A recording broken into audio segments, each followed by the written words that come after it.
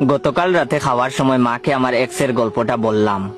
ঘটনাটা এমন হলো যে ব্রেকআপের পর আমার এক্স প্রেমিকার সঙ্গে দেখা। দেখেই 2 হাত তুলে হাঁক দিতে তার দিকে দৌড় দিলাম। মাঝপথে এক বুড়া টাকলা বেটা দাঁড়ায় পড়লো, বলল কি সমস্যা? আমি বললাম, আঙ্কেল আপনার কি সমস্যা? লোকটি এবার মহা ক্ষেপে বলল, আমার বউয়ের দিকে অমন করে 2 হাত তুলে দৌড় দিচ্ছেন কেন? আমি একটু বেবাচেকা খেয়ে গেলাম।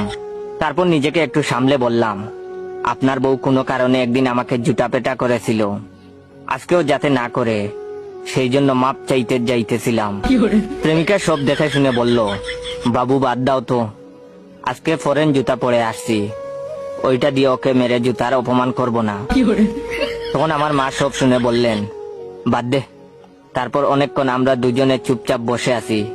এরপর হঠাৎ মা বললেন, হারে সত্যি কি ওই মেয়ে তোরে জুতা পেটা করছিল? তখন আমি একটা 32টা দাঁত কেলানো হাসি দিলাম।